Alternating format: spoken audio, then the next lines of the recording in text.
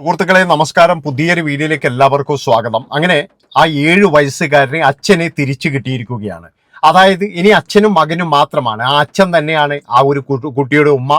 അതുപോലെ തന്നെ അച്ഛനും ഒരാൾ തന്നെയാണ്. അങ്ങനെ 2 പേരെന്ന് പറഞ്ഞ ഒരാളിലേക്ക് ചുരുങ്ങിയിരിക്കുകയാണ്. ഇനി ആ സ്ത്രീ തിരിച്ചു വന്നു കഴിഞ്ഞാലും ഇയാൾ ഏറ്റെടുക്കത്തില്ല. അതുപോലെ തന്നെ ആ സ്ത്രീക്ക് ഇഷ്ടമുള്ളതുപോലെ ജീവിക്കാനുള്ള എല്ലാ അധികാരവും കൊടുത്തിട്ടുണ്ട്. അവരെ അവരുടേതായ വഴിക്ക് പോയിട്ടുണ്ട്. ഇനി അങ്ങോട്ടെന്ന് പറഞ്ഞു കഴിഞ്ഞാൽ ഈ ഒരു കുട്ടിക്ക് എന്ന് പറഞ്ഞാൽ ഈ അച്ഛൻ മാത്രമേ ഉള്ളൂ. പിന്നെ വേറൊരു കാര്യം എന്ന് പറഞ്ഞു കഴിഞ്ഞാൽ ഇത് അനേകം പ്രവാസികൾ ഇതുപോലെയുള്ള ദുരിതങ്ങൾ അനുഭവിക്കുന്നുണ്ട്. ഒരാളോട് പോലും തുറന്നു പറയാൻ കഴിയാതെ, അതായത് ജോലി ചെയ്താൽ മാത്രമേ ഇങ്ങനെയുള്ള ആൾക്കാർക്ക് എന്ന് പറഞ്ഞാൽ ഇവിടെ ലോൺ അടക്കാൻ കഴിയുള്ളൂ, മക്കളുടെ വിദ്യാഭ്യാസം നടത്താൻ കഴിയുള്ളൂ. പക്ഷേ ഇവിടെ അവരുടെ പങ്കാളി ശരിക്കും പറഞ്ഞു കഴിഞ്ഞാൽ ഇവരെ വഞ്ചിച്ചു കൊണ്ടിരിക്കുകയാണ്. പല തെളിവുകളും ഉണ്ടായിട്ടും ഇതാരെയും അറിയിക്കാതെ മനസ്സിൽ വെച്ച് നടക്കുന്ന ഒരുപാട് പ്രവാസികളുണ്ട്. കാരണം എന്താണെന്ന് വെച്ച് കഴിഞ്ഞാൽ എന്തെങ്കിലും പ്രശ്നമുണ്ടായി കഴിഞ്ഞാൽ തൻ്റെ കുടുംബം തകർന്നു കഴിഞ്ഞാൽ തൻ്റെ മക്കളുടെ ഭാവി എന്താകും, അവർക്ക് ഉമ്മയില്ലാതാവില്ലേ എന്നുള്ള ഒരു ആദി കൊണ്ട്.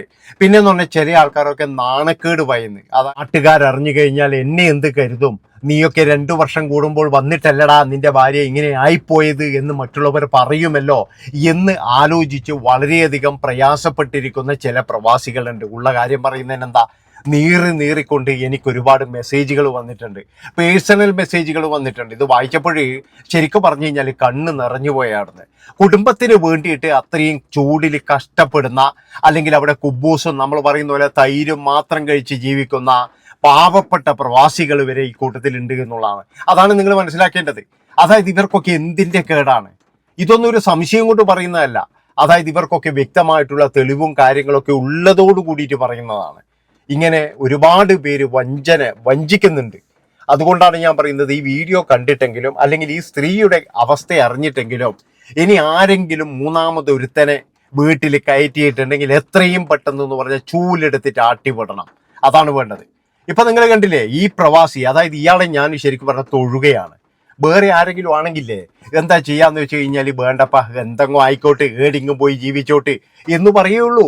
പക്ഷെ ഇയാൾ പറഞ്ഞു എനിക്ക് ആ മകനെ വേണമെന്ന് പറഞ്ഞുകൊണ്ടല്ലേ ഇത് കള്ളി വെളിച്ചത്തായത്. 10-13 പവനും എടുത്ത് ഇയാൾ സമ്പാദിച്ച സമ്പാദ്യങ്ങൾ മുഴുവൻ 5-8 വർഷമായിട്ട് ഇയാൾ ചോറ് കൊടുത്ത് തീറ്റിപ്പോറ്റി, എന്നിട്ടെന്ന് പറഞ്ഞു കഴിഞ്ഞാൽ അനുഭവിക്കാൻ മുഴുവൻ എന്ന് പറഞ്ഞു കഴിഞ്ഞാൽ വേറെ ഒരുത്തനും. എങ്ങനെയുണ്ട്? വളരെ നല്ല കാര്യമല്ലേ? ഏതായാലും ഒരു വലിയൊരു മുഖംമൂടി തന്നെയാണ് ആ പ്രവാസി ഇപ്പോഴും വെളിയിൽ കൊണ്ടുവന്നിരിക്കുന്നത്. അയാൾക്ക് അറിയില്ലായിരുന്നു ശരിക്കും പറഞ്ഞാൽ. അതായത് അയാൾ വരുന്നതിൻ്റെ ഒരാഴ്ച മുന്നേ അയാൾക്ക് മനസ്സിലായതായിരുന്നു തൻ്റെ ഭാര്യ മിസ്സിംഗ് ആണ്. അയാൾക്ക് അറിയില്ലായിരുന്നു ഇതുപോലൊരു ചതി ഇവിടെ നടക്കുന്നുണ്ട് എന്ന്. പലപ്പോഴും എന്ന് പറഞ്ഞു കഴിഞ്ഞാൽ നമ്മുടെ നാട്ടിൽ ഈ പ്രവാസികൾ അനുഭവിക്കുന്ന ഒരു വലിയ ചതി ഇത് തന്നെയാണ്. അതായത് എന്തെങ്കിലും കയ്യും കാലോ കാട്ടിയിട്ട് മയക്കി എടുത്തിട്ട് പിന്നീട് എന്ന് പറഞ്ഞാൽ അങ്ങ് ഒളിച്ചോടിക്കഴിഞ്ഞാൽ പിന്നെ രക്ഷപ്പെട്ടില്ലേ, പിന്നെ ചോദിക്കൂലല്ലോ. ഇപ്പൊ ഇവനെന്നാ ഉണ്ടാവുകയെന്നറിയാം, നമ്മളെ റാഫിക്ക് എന്നാ ഉണ്ടാവുക അറിയാം. റാഫി ഇപ്പോഴും 2നെയും കിട്ടും ചിലപ്പോൾ. അതാണ് റാഫി ഇപ്പോഴും ഇവളെയും കിട്ടും. ഇനിയിപ്പോഴും പറയും ഞാൻ ആദ്യത്തെ ഭാര്യയ്ക്ക് ചെലവിന് കൊടുത്തോളാം. അടുപ്പിക്കരുതെന്നേ ഞാൻ പറയുന്നുള്ളൂ. അതായത് ആ കുഞ്ഞു മക്കളെ കാണാനോ അതിനുപോലും അനുവദിക്കരുത്. ഈ റാഫി എന്ന് പറയുന്നവൻ ഇനി ആയുഷ്കാലം മുഴുവൻ ഇതുപോലെ കരഞ്ഞ് നരകിച്ച് ജീവിക്കണം. റാഫിയുടെ അവസ്ഥ എന്ന് പറഞ്ഞു കഴിഞ്ഞാൽ പരിതാപകരമാണ്. അതായത് ഇനി അവനൊരു ബിസിനസ് ആ നാട്ടിൽ കൊണ്ടുപോകാൻ കഴിയുമെന്ന് എനിക്ക് തോന്നുന്നില്ല. ഒരിക്കലും നാട്ടുകാർ അനുവദിക്കത്തുമില്ല. അതായത് അവനിനി അവിടെ ഒരു ബിസിനസ് കിട്ടൂല. അവനിനി ബിസിനസ് എങ്ങാനും വിടാൻ വന്നിട്ടുണ്ടെങ്കിൽ അവനെ ചിലപ്പോൾ നാട്ടുകാർ വെറുതെ വിടത്തുമില്ല. അതുകൊണ്ട് തന്നെ എന്ന് പറഞ്ഞാൽ അവൻ ഏതായാലും അവിടെ ജീവിക്കാൻ കഴിയുമെന്ന് എനിക്ക് തോന്നുന്നില്ല. അവൻ അവിടുന്ന് നാട് വിടേണ്ടി വരും. അപ്പൊ ഇതെല്ലാവരും എന്ന് പറഞ്ഞു കഴിഞ്ഞാൽ ഇതൊരു പാഠമാക്കി എടുക്കണമായിരുന്നു. അതായത് നമ്മുടെ നാട്ടിൽ ഇനി ഇങ്ങനെയൊരു സംഭവം നടക്കാൻ പാടില്ല. പക്ഷെ വേറൊരു കാര്യമുണ്ടാ, നമുക്കിതൊന്നും ചോദിക്കാനുള്ള റൈറ്റ്സും ഇല്ല. ഇപ്പൊ ഒരു പ്രവാസിയുടെ വീട്ടിൽ ഏതെങ്കിലും ഒരുത്തം വരുന്ന കണ്ടിട്ട് നമ്മൾ ചോദിച്ചു കഴിഞ്ഞാൽ നമ്മൾ പിന്നെ സദാചാരവാദികളായി. അതാണ് മനസ്സിലാക്കേണ്ടത്. അതായത് അവൻ ചിലപ്പോഴെന്ന് പറഞ്ഞു കഴിഞ്ഞാൽ ബെസ്റ്റി ആയിരിക്കും, കൂട്ടുകാരനായിരിക്കും, സുഹൃത്തായിരിക്കും. ഈ സ്ത്രീ പറയുന്നത് എന്താ വെച്ച് കഴിഞ്ഞാൽ സദാചാരവാദികൾ വന്നിട്ട് എൻ്റെ വീട്ടിൽ ഒളിഞ്ഞു നോക്കി എന്നൊക്കെ ആയിരിക്കും പറഞ്ഞിട്ട് പിന്നെ കംപ്ലൈന്റ് കൊടുക്കുക. നിങ്ങൾ ഇന്നാൾ കണ്ടോന്നറിയില്ല. അതായത് ഏതോ ഒരു ചെറുക്കൻ്റെ കൂടെ ഇതുപോലെ കാറിൽ അങ്ങോട്ടും ഇങ്ങോട്ടും കറങ്ങുന്ന ഒരു സ്ത്രീ, അവരുടെ ഭർത്താവാണെങ്കിൽ ഗൾഫിലാണ്. അവസാനം നാട്ടുകാർ പിടിച്ച് ചോദ്യം ചെയ്തു. നാട്ടുകാരെന്ന് പറഞ്ഞു കഴിഞ്ഞാൽ ഇവരുടെ സഹോദരന്മാർ തന്നെയാണ്. പക്ഷേ ഈ സ്ത്രീ അപ്പാട് ഇവരെല്ലാവരുടെയും പേര് എഴുതി വെച്ചതിന് ശേഷം എന്ന് പറഞ്ഞാൽ ജീവൻ ഒടുക്കി. കാരണം എന്താ വെച്ചാൽ ആ സ്ത്രീക്ക് മനസ്സിലായി ഭർത്താവിന് വന്നു കഴിഞ്ഞാൽ ചോദ്യം ചെയ്യും. ആ ചോദ്യം ചെയ്യലിൽ ഞാൻ എല്ലാം സമ്മതിക്കേണ്ടി വരും. ഇനി ഞാൻ ജീവിച്ചിരുന്നിട്ട് കാര്യമില്ല. അതുകൊണ്ടൊരു കാര്യം ചെയ്യാം, എന്നാൽ ഇവന്മാരുടെ പേരും കൂടി അങ്ങ് എഴുതി വെച്ചിട്ട് അങ്ങ് മരിച്ചേക്കാന്ന് വിചാരിച്ചിട്ട് അവരങ്ങ് മരിച്ച്. ആ പിള്ള മറിയിച്ചു എന്ന് പറഞ്ഞു കഴിഞ്ഞാൽ ജയിലാവുകയും ചെയ്തു. അതാണ് അവസ്ഥ. അതുകൊണ്ട് പലരും എന്ന് പറഞ്ഞു കഴിഞ്ഞാൽ ഭയന്നിട്ട് മാത്രമാണ് മിണ്ടാതിരിക്കുന്നത്. നമ്മുടെ നാട്ടിലുള്ള എല്ലാ പ്രശ്നങ്ങളും എല്ലാവർക്കും അറിയാം, പക്ഷെ പലരും മിണ്ടൂല. പിന്നെ വേറൊരു കാര്യം എന്ന് പറഞ്ഞു കഴിഞ്ഞാൽ എല്ലാ നാട്ടുകാരും ഇങ്ങനെ ഒന്നും മിണ്ടാതെ ഇങ്ങനെ ഇരിക്കൂ. അതായത് നാട് മൊത്തം അറിഞ്ഞിട്ടുണ്ടാകും വീട്ടിൽ നടക്കുന്നത്, പക്ഷേ ഭർത്താവ് മാത്രം അറിയില്ല. അയാളറിയില്ല. അയാൾ പോകുമ്പോഴും ചിലപ്പോൾ ഇവരിങ്ങനെ ചിരിക്കുന്നുണ്ടാവും, അല്ലെങ്കിൽ സഹതാപത്തോടു കൂടി നോക്കുന്നുണ്ടാകും. എടാ, നീ ഗൾഫിലായപ്പോൾ നിന്റെ വീട്ടിൽ കുറേ ആൾക്കാർ വരുന്നുണ്ടല്ലോ എന്ന് ചോദിക്കാനോ പറയാനോ ആരും ഉണ്ടാവില്ല. എല്ലാവരും ഇങ്ങനെ പറയും, കണ്ടില്ലേ ഓനൊന്നും അറിഞ്ഞിട്ടുണ്ടാവില്ല കേട്ടാ, ഇനി നമ്മളായിട്ട് അറിയിക്കാനൊന്നും പോണ്ട, ഇങ്ങനെ നാട്ടുകാർ പറയുള്ളൂ. അതായത് ഇനി നമ്മളായിട്ട് ഇനി അറിയിക്കാനൊന്നും പോണ്ട, അപ്പം അവരെന്തെങ്കിലും ആയിക്കോട്ടായിരുന്നു. ഓൻ ഇനിയിപ്പോൾ ഗൾഫിൽ നിന്ന് ആകെ 2 മാസത്തിൽ ഒരിക്കലേ വരുന്നുള്ളൂ, അല്ല 2 വർഷത്തിൽ ഒരിക്കലേ വരുന്നുള്ളൂ. അതുകൊണ്ട് തന്നെ എന്തെങ്കിലും ആയിക്കോട്ടെ, ഓക്കുമില്ലേ ആഗ്രഹം, ഇങ്ങനെ പറയുന്ന ആൾക്കാരും ഉണ്ട്. അതായത് നമ്മളെല്ലാവരും എന്ന് പറഞ്ഞാൽ കല്യാണം കഴിക്കുന്നത് എന്ന് പറഞ്ഞു കഴിഞ്ഞാൽ വെറും അതിനു വേണ്ടിയിട്ട് മാത്രമല്ല. ഒരു കുടുംബം എന്ന് പറഞ്ഞു കഴിഞ്ഞാൽ വെറും അത് മാത്രമല്ല. ഇവിടെ ഇപ്പോഴും ചില ആൾക്കാർ ഘോരം പ്രസംഗിക്കുന്നത് കേട്ടു. അതായത് എല്ലാവരും ജീവിക്കുന്നത് അതിന് ഒരിക്കലുമല്ല. ഞാൻ പറഞ്ഞല്ലോ, വളരെ ത്യാഗത്തിൽ ജീവിക്കുന്ന ഒരുപാട് ആൾക്കാരുണ്ട്. ചെറുപ്പത്തിൽ തന്നെ എന്ന് പറഞ്ഞാൽ ഭർത്താവ് മരിച്ചു പോയിട്ട്, അതായത് 1 വയസ്സുള്ള കുഞ്ഞിനെയൊക്കെ കൊണ്ട് ഭർത്താവ് മരിച്ചതിന് ശേഷം എന്ന് പറഞ്ഞു കഴിഞ്ഞാൽ നല്ല അന്തസ്സായിട്ട് ജീവിക്കുന്നവരുണ്ട്.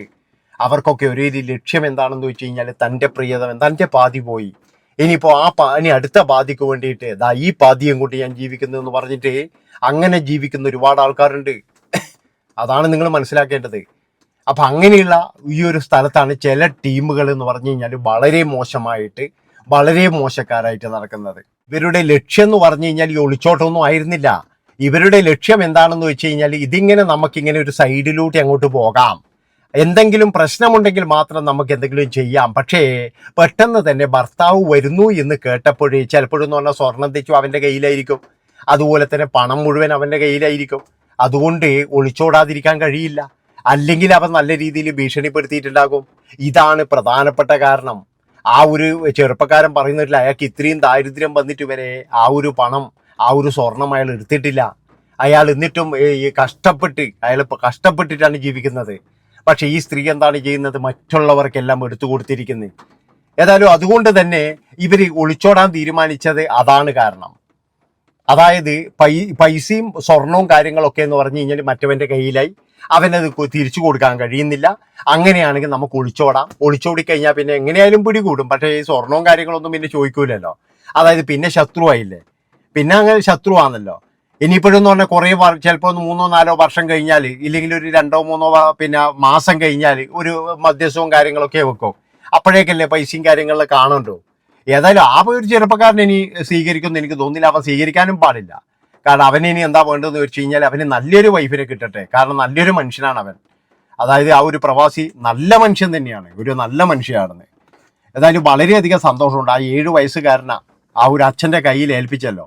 ഇല്ലെങ്കിലെന്ന് പറഞ്ഞു കഴിഞ്ഞാൽ ചിലപ്പോൾ നമ്മൾ വേറെ എന്തെങ്കിലും ദുരന്തം കേൾക്കേണ്ടി വരുവായിരുന്നു. പിന്നെ വേറൊരു കാര്യം എന്ന് പറഞ്ഞു കഴിഞ്ഞാൽ ആ ഭർത്താവ് ഭാഗ്യമുള്ളവനാണ്. അല്ലെങ്കിൽ ഇവറ്റകളിൽ 2 പേരും ചേർന്നിട്ട് ഇന്ന് നമ്മൾ കാണുന്നതല്ലേ, എന്തെങ്കിലും ചെയ്തിട്ടുണ്ടെങ്കിൽ ഉറക്കത്തങ്ങാറ്റ് എന്തെങ്കിലും ചെയ്തിട്ടുണ്ടെങ്കിൽ എന്താ ചെയ്യുക? ഉറക്കത്ത് എന്തെങ്കിലും ചെയ്തിട്ട് ഹലോ ഹാർട്ട് അറ്റാക്കാണ് എന്നൊക്കെ പറഞ്ഞു കഴിഞ്ഞാൽ എന്തെങ്കിലും ചെയ്യാൻ കഴിയുമോ? അപ്പോൾ ഏതായാലും അയാൾക്ക് ജീവൻ തിരിച്ചു കിട്ടി. ഇപ്പോഴും മകനുമായിട്ട് നല്ല രീതിയിൽ സന്തോഷകരമായി ജീവിക്കട്ടെ. ഇവറ്റകളാണെങ്കിൽ ഇനിയിപ്പോഴും എന്ന് പറഞ്ഞു കഴിഞ്ഞാൽ നാട്ടിനും നാട്ടുകാർക്കും വീട്ടുകാർക്കും വേണ്ടാതെ നരകിച്ച് പുഴുവരിച്ച് ജീവിക്കട്ടെ. ഇനിയിപ്പോഴും ഈ സ്ത്രീയുടെ അവസ്ഥ എന്താണ്? അതാണ് ഞാൻ ആലോചിക്കുന്നത്. അതായത് അവർക്ക് ഇനി സമൂഹത്തിൽ എന്ത് വിലയാണ് ഉണ്ടാവുക? അതുപോലെ തന്നെ അവരുടെ ബന്ധുക്കൾക്ക് എന്ത് വിലയാണ് ഉണ്ടാവുക? ഇത്ര നല്ല ജീവിതം കളഞ്ഞുപോയ ഈ സ്ത്രീയെ നമ്മൾ എന്താണ് വിളിക്കേണ്ടത്? ഏതായാലും ഒരു കാര്യം ഞാൻ പറയാം, ഇതുപോലെ ഒളിച്ചോടാൻ നോക്കുന്നവർക്കൊക്കെ ഇതൊരു വലിയ പാഠം തന്നെയാണ്. അതായത് ഒരു പങ്കാളിനെ ചതിച്ചിട്ടുണ്ടെങ്കിൽ നിങ്ങൾ ആ പടച്ചോൻ വിടൂല, അത് ഉറപ്പാണ്. മനുഷ്യന്മാർ വിടും, ചിലപ്പോഴേ ക്ഷമിച്ചു വിടും, പക്ഷെ ദൈവം വിടൂല മക്കളെ.